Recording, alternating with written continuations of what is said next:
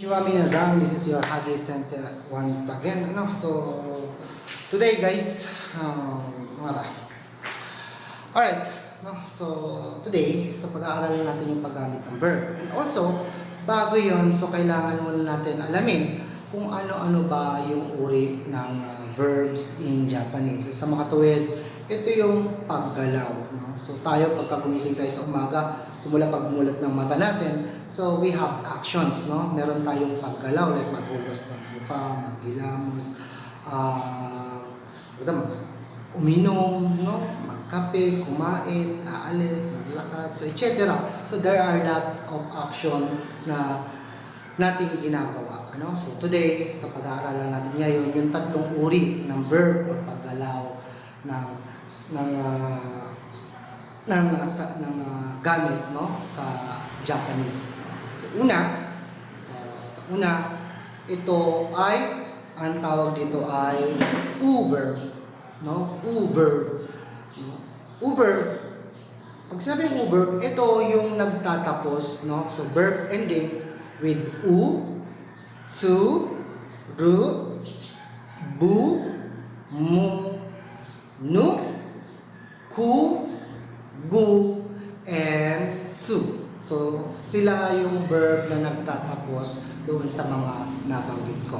So, tandaan, ito, group 1. So, group 1 verb. So, yung group 1 na yan, ang tawag sa kanila ay verb. So, sila yung mga ending na binanggit ko kanina. So, sulat ko So, verb ending. Verb ending with tsu, ru, bu, mu, nu, excuse, ku, gu, and su. Tsu, ru, bu, mu, nu, ku, gu, su. Ano ba bang kulang dyan? So, I think that's enough. So yan, yung mga verb na yan yung ending na character na makikita nyo sa isang verb words. So let's start with ending u. Verb ending u. Let's say to buy. To buy. Or to buy means in English kau. Kau. That's to buy for verb ending with u. Next, verb ending tsu naman, which is ma-tsu. Ma-tsu means to wait. To wait, maghintay. Next,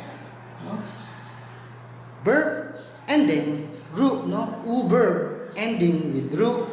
Like for example, toru. Toru. Toru means to take. To take. Next, verb ending with bu, like to play, sobu. Sobu, to play. Next, verb ending with mu naman. Verb ending with mu here, like nomu. Nomu, to drink. Mizu o nomu, to drink. Next, verb ending with nu naman is let's say to die. To die means shinu. Shinu means to die. Tegi.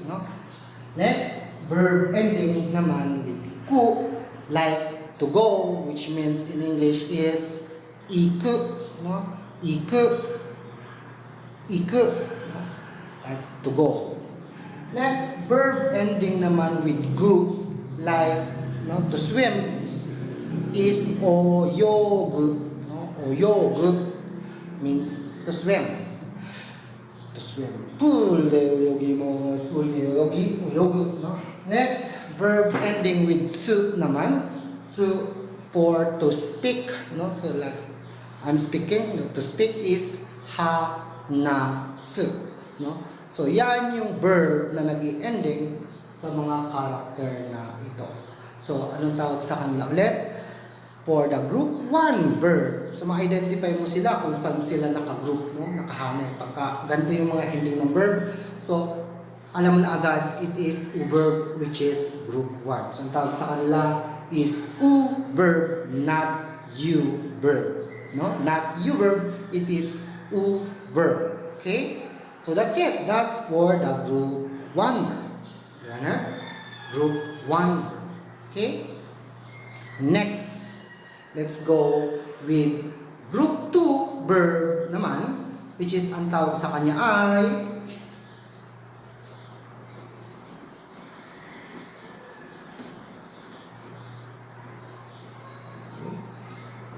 okay.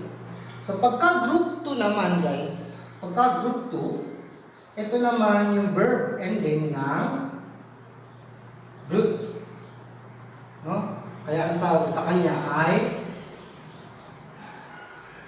verb na ang tawag sa kanya. Kanina, verb. Ito naman, sa group 2 is, yung group 1 pala. So, yung group 1 is verb. So, group 2 naman is verb. No? Sila, itong group 2 verbs na to, napakadali lang tandaan yan. So, ending group lang siya. Kaya lang, so bago ka makasigurado na talagang group 2 siya, so titingnan mo muna yung bago mag-group. So kung siya ba ay ending ng E or E.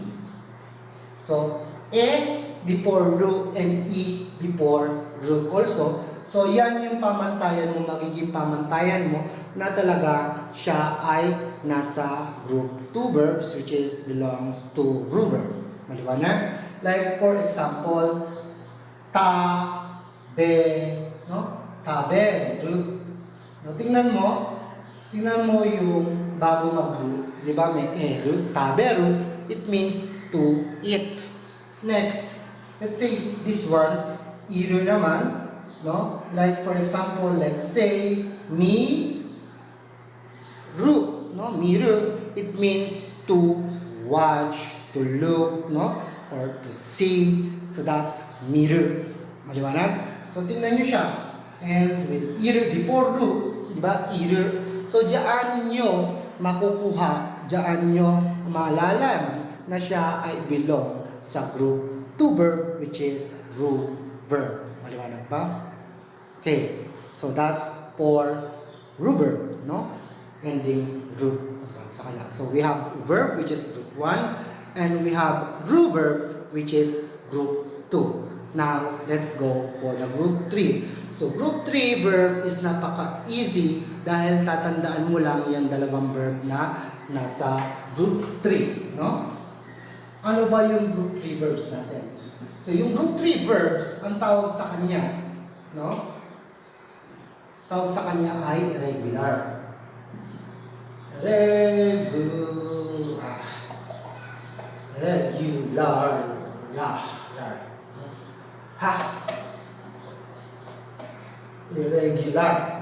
Regular verb.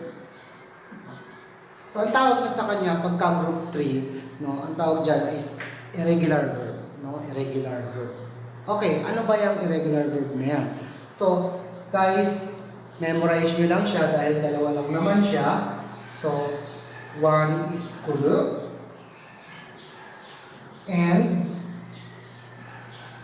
suru lang naman. Okay, ano ba yung kuru? So, in English, kuru which is to come, no? And suru naman is to do. Maliwanag? So, that's it. That's irregular verb for group 3. So, syempre, pagka nakita mo si verb sa dictionary form, ang tawag sa kanila kasi dictionary form or Jisho form, so doon lahat nagsisimula yung verb, no? So let's say, pagka hinanap mo sa dictionary, to eat, no? So Japanese English dictionary, to eat, so lalabas doon yung tabe, so yung verb ending which is ru. Alright? So that's it. That's for 3 types of verbs in Japanese, no?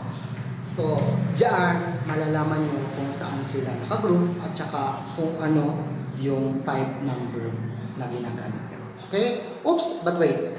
No, but wait. There are some exception. meron tayong exemption. Dito sa exemption verb na to, tatandaan nyo yung bibigay ko. So, there are few lang naman. So, bibigay ko sa inyo yung 5 na laging gamit. No? So, although sila ay ending ng eru at saka ng iru, pero hindi sila belong sa group 2. So, exemption yan. Ano? Exemption siya. So, wala tayong magagawa dyan. Yan ang rules nila. So, we have to follow the rules na itong mga verb na ibibigay ko sa inyo, and you have to memorize it. So, kailangan nyo lang silang tandaan kung ano-ano ito. Alright. So, tingnan nyo.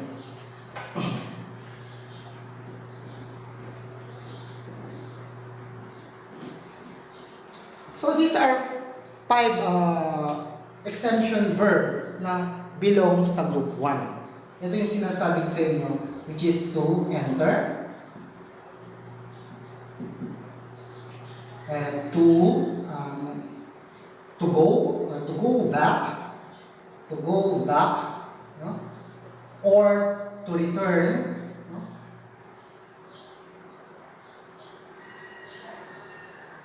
Next is to know, so, and to cut, and to run, no? To run. So, itong mga verb na ito, no? So, tatandaan nyo, to enter is ha, no? Hairu, which is hairu. So, although ending siya na iru, hindi siya belong sa group 2, which is verb, no? Tandaan nyo, kahit iru siya, hindi siya belong sa group 2 verbs, itong 5 na to. Okay? So, pag sinabing to go back or to return, which means ka-eru, no? Ka-eru. So, although eru siya ending, it is not also belongs to group 2 verb or verb, no? Next, to know, which means shiru, no? Shiru. Although iru din siya, pero hindi siya belong sa group 1, sa group 2. Then to cut naman is kiru. And to run, which means hashiru. Hashiru. To run.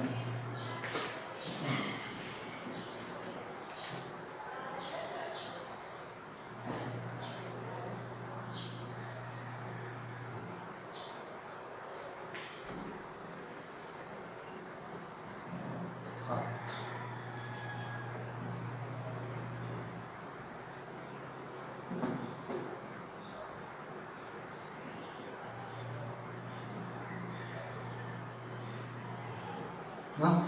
So, itong mga binigay ko sa inyong verb, no? Yung mga binigay ko sa inyong verb na yan, so tatandaan nyo sila. Exemption verb sila, no? Na belong dapat sila sa group 1. Although iru and eru ending, wala tayong magagawa dyan. Yan ang rules ng verb na dapat sundin, no? Ayon sa kanila.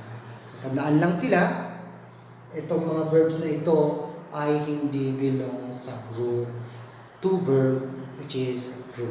Sila ay belong sa group 1 verb. Okay? So, tandaan yan. So, that's the rules exemptions. So, anyway, again,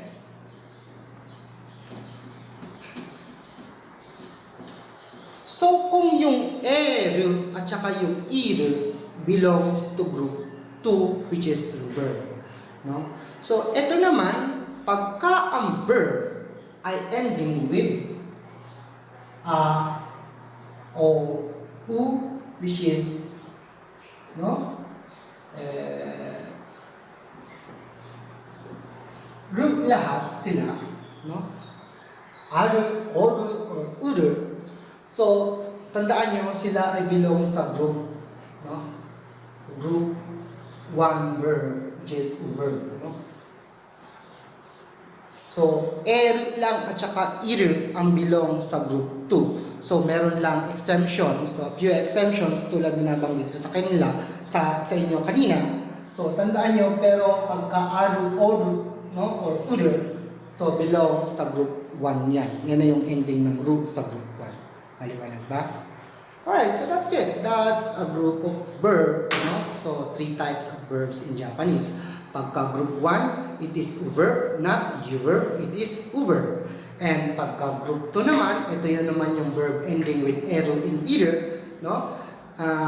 Verb, which is group 2. And then, yung last natin, sa type ng verb, which is irregular verb, which is group 3, no?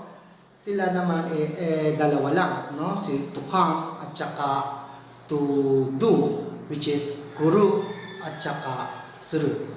Alright, so once again, this is Hage Sensei, ano? So, sana natulungan kayo, sana